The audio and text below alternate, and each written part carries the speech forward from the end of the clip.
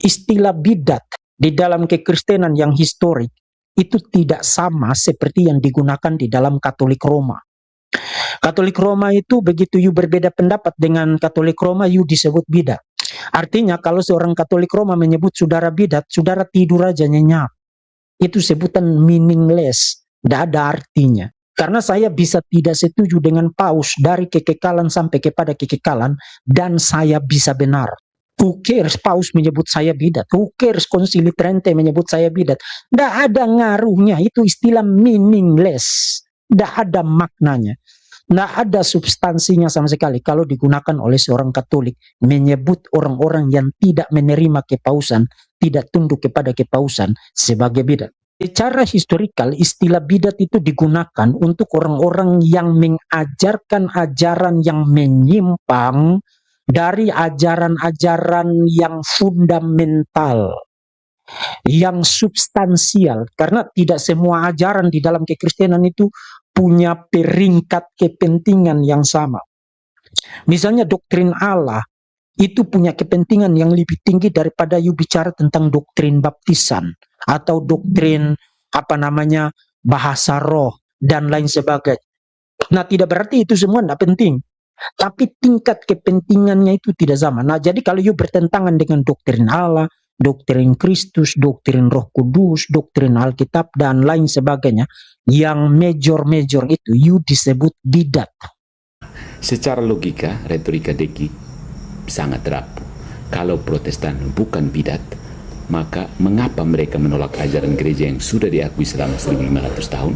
Mengapa Protestan tidak punya konsensus tunggal soal kebenaran iman, melainkan ribuan denominasi? Mengapa Protestan justru hidup dengan menghidupkan kembali ajaran-ajaran lama yang sudah dikecam konsili? DKL, Deki menghindar dari substansi, retorikanya hanya permainan kata. Tujuannya adalah menghibur netizen Protestan yang kurang terpelajar itu. Deki mengklaim Protestan bukan bidat, padahal Protestan lahir dari penolakan dan perpecahan yang menyuburkan kembali bidat-bidat lama. Retorikanya tidak lebih dari kosmetik, menutupi luka sejarah saja. Mari kita lihat Protestan dan retorika kosong. Kita mau sedikit membongkar manipulasi dari Deki Gares. Ya, dalam diskursus publik, kata bidat itu sering dijadikan senjata retorika, ya, terutama dalam soal teologi. Deki Gares mencoba meredam tudingan terhadap Protestan dengan kalimat sederhana, Protestan bukan bidat. Kedengarannya meyakinkan, apalagi bila dibumbui kutipan sepotong dari dokumen Katolik. Namun retorika ini lebih mirip sulap panggung daripada argumen teologis. Untuk memahami manipulasi ini, kita perlu kembali ke definisi dasar. Apa itu heresi? Apa itu Protestan? Dan bagaimana keduanya terkait? Ini penting.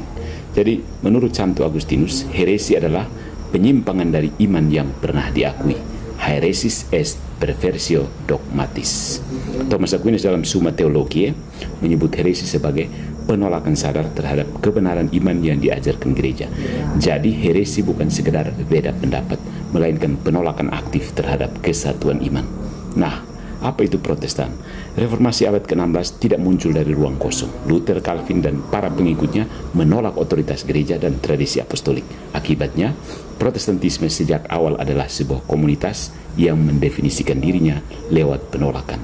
Inilah mengapa mereka mewarisi banyak ajaran heretik lama.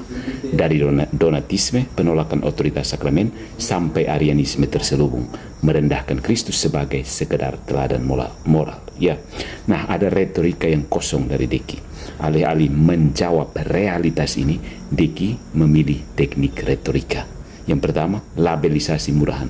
Protestan bukan bidat katanya, tanpa definisi. Yang kedua, beban bukti terbalik, melempar tanggung jawab ke Katolik, padahal Protestan sendiri tidak punya definisi heresi.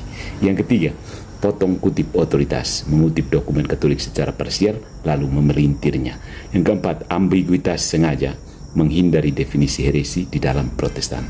Dan yang kelima, framing emosional, seolah Katolik menindas Protestan dengan cap bidat, padahal yang dikritik adalah ajarannya.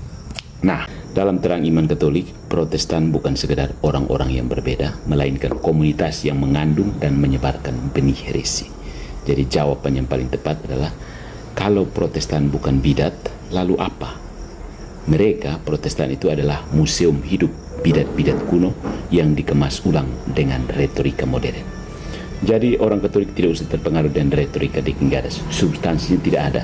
Dia hanya mempermainkan orang Katolik sehingga orang Katolik menjadi malu kalau sebut Protestan sebagai bidat. No, tidak malu. Kenyataannya Protestan memang bidat kok, ya kan?